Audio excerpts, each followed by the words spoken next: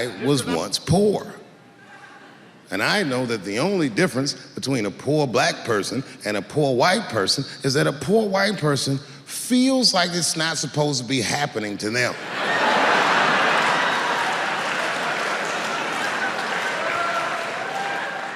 Everything else is the same. I know what it's like to have a cold house. I wasn't allowed to touch the thermostat growing up without asking my father. And it would be fucking freezing in the house. I'd be like, Dad, please, can I please just turn the heat up to like, I don't know, 32, nigga? It's really cold.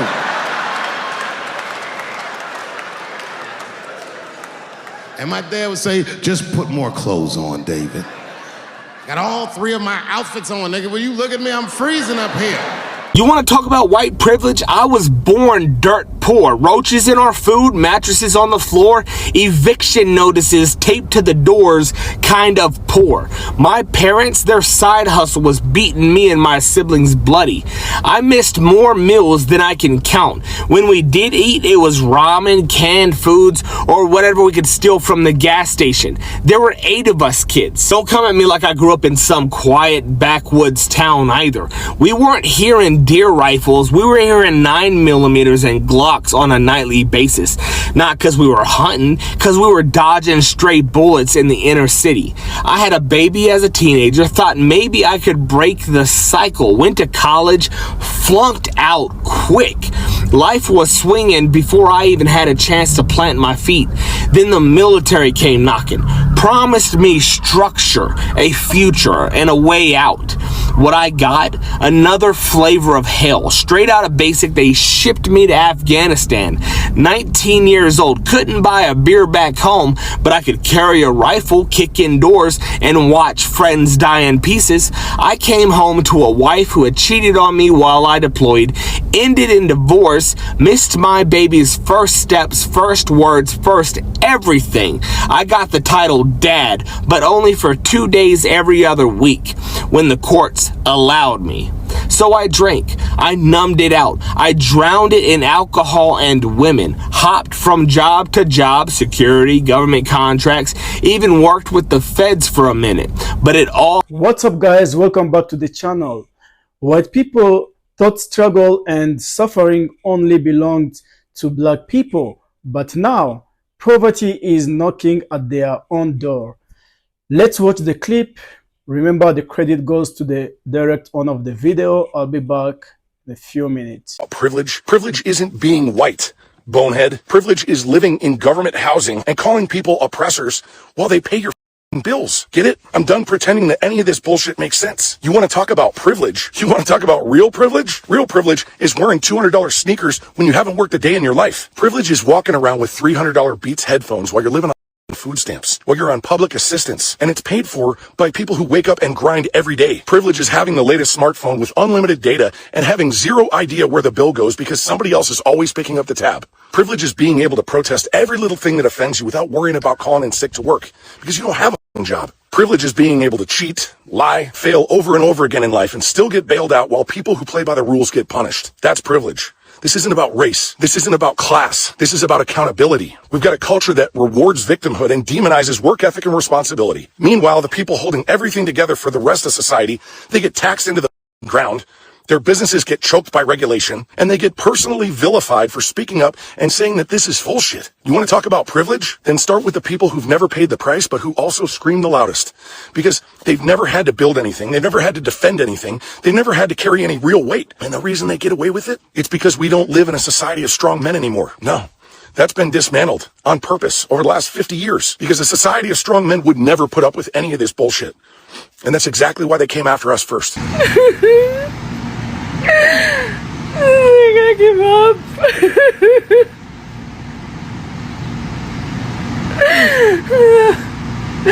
I have worked so hard, literally. I went to school for 10 years for a higher education that doesn't do me any good. I've been working 2 jobs in restaurants for 2 years.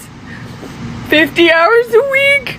Okay guys, for a long time, many white people believed poverty was a black problem. They looked at the broken communities, job loss, poor housing, and assumed it could never touch them. But now, with high prices, low wages, and broken system, they are learning that poverty doesn't care about skin color. The same America that failed black people for generations is now failing them too. Guys, poverty doesn't care about who you are. So now the white people, they're learning hard time. So let's watch the clip. I'll be back. I posted about white folks on food stamps, and one thing I kept seeing was that welfare was created for white people. I knew that it was created during the New Deal, so I did some more research because I didn't really know the whole story, and I thank you guys for responding and helping me learn stuff. So during the Great Depression is when we saw the beginning of things like Social Security, unemployment insurance. But here's the kicker. When Franklin Roosevelt built those programs, he had to make deals with Southern Democrats in Congress, the same folks who were big fans of Jim Crow, to get the support of these racist white Southern politicians.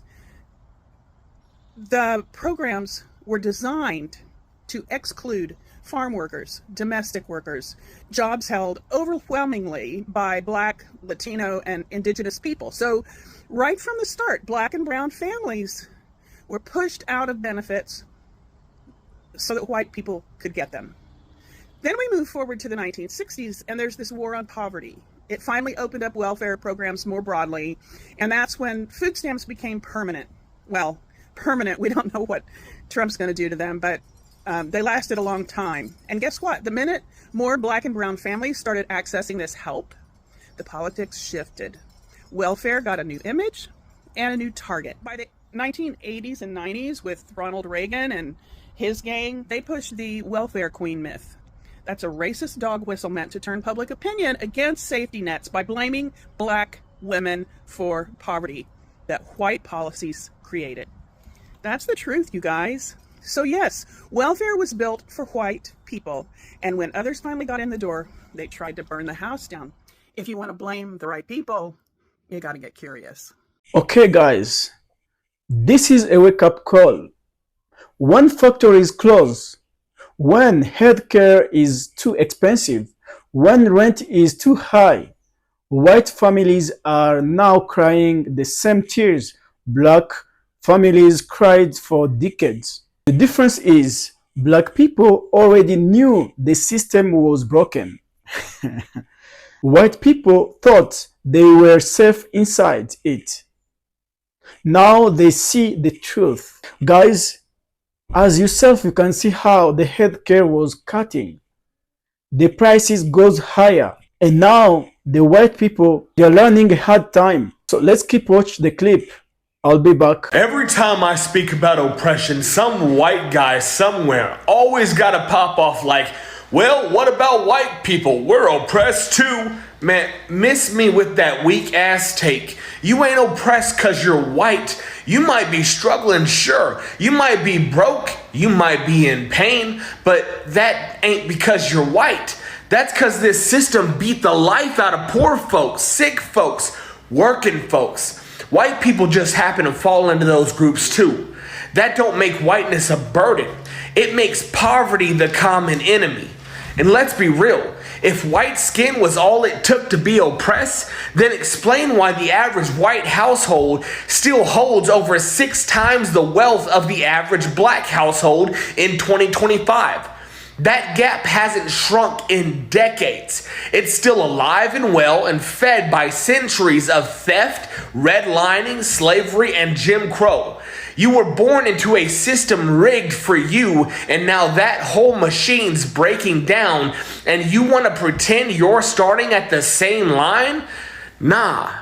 They'll throw one rich Black celebrity or brown CEO in your face like, see, racism's over, but you can't cherry pick the top 0.01% and ignore the rest. One Oprah don't undo 400 years. The median black household wealth in 2025 is about $24,000. Latino households around $36,000. White households over $150,000. That ain't just a coincidence. That is generational theft. That's the game being rigged from day one. So if you're white and struggling, that ain't whiteness working against you. That's capitalism gutting the working class. Every shade of it. But you still ain't. Instead of blaming black people, immigrants, or anyone else, it's a time to face reality. The system was never built to protect the poor. It only protects the rich. That's true. Yourself, you know. Trump himself just looking for himself. He's so rich. He doesn't care about the poor people. So white people, you're thinking just after you elect Trump, then also you'll be rich as he is? No, that's wrong. That's a big mistake. Black voices have been saying this for years, but men refused to listen. Now the suffering has come fully cycle, and silence is no longer an option. Yeah, silence is no longer an option because you can see how people now they are saying, oh, the prices, wherever and wherever. So this is your choice.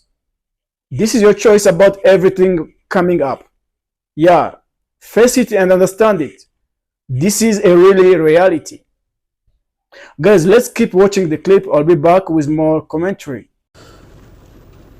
I don't know how any of you guys are going and going and going. I know you gotta be at the same level of mental health as me. Every day it's something new between the fucking news and the fucking stupid Biden and stupid Trump. And this country's fucked. Every day we're spending more and more money. None of us are getting ahead. The rich people are the ones that are fucking getting ahead. I'm tired of struggling. I've done everything I can. I'm trying to be a good man. I take care of my daughter. I take care of my wife. The best I can. I can't keep going. Every day it's something.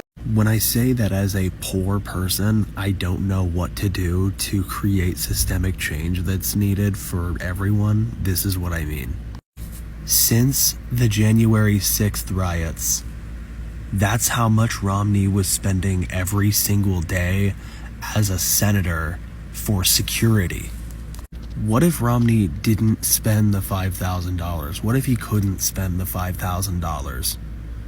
I don't even fucking have $5,000. I've never had $5,000 at once ever in my life.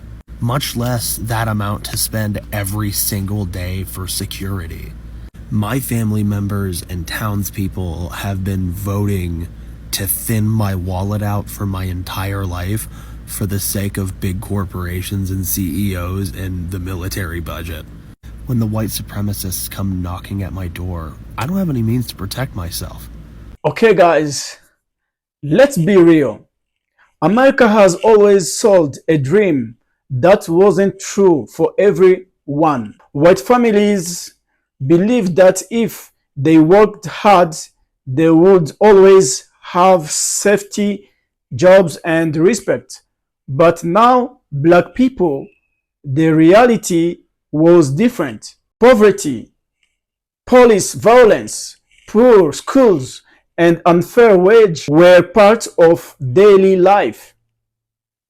White America looked away, thinking it could never happen to them. But look around today. We see white farmers losing their land. We see white families working 2 or 3 jobs and still struggling to pay the rent. We see white communities on drugs with no jobs and no future. Yeah, you can see around, you can see everywhere, guys, the how white people, they are suffering. But this was the misunderstanding. They thought just they'll get all privileged, but Trump is not in that way. The same pain black communities cried about for decades is now touching them. This is the wake-up call. The truth is, poverty is not a black issue. It's not a white issue. It's a system issue. That's true. It's a system issue, guys. Means I think that it's better. Like whites, you should just learn from black and come together and find what can you do. The rich have always kept the poor fighting each others. Yes, that's what we see. That's what we saw every time. Blaming each others while they get richer. In your absence when we are fighting them, they're getting more and more. Black people were made the face of poverty, while white people believed they were safe. Now, many are realizing if you are not rich in America, you are not protected. That's the reality we are seeing right now. This is a moment for change. White people who now suffer must understand the history. Black people tried to warn America. Civil rights leaders, activists, and even everyday family were shouting about inequality.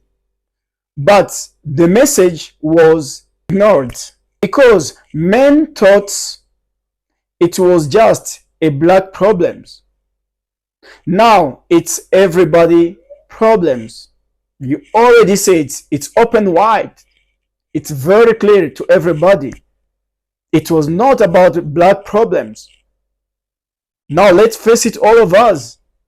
But especially white people, you are feeling it better. The real question is, will this wake-up call bring unity or more division?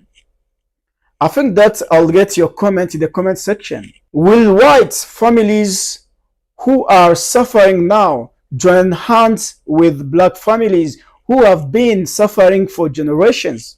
Or will they keep blaming others while the rich keep winning?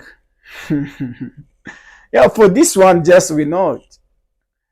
But I think that unity, it's better. Unity is the best option.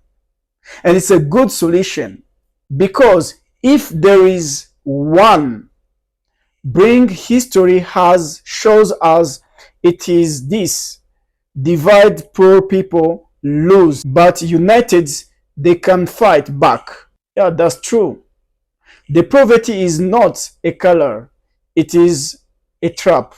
And the only way out is for all people to see the truth and demand a system that values humanity over money. Yeah, that's true. That is the reality. White people's wake-up call is here. The suffering they thought belonged to the black people has now arrived at their own doorstep. The question is, what will they do with this truth? Are they understand this truth? Is it this suffering just they're facing? It will change them at least to understand how unity is the must. So guys, thank you very much for watching. Remember to put the comment in the comment section. Thank you very much for your subscribe. See you for the next video.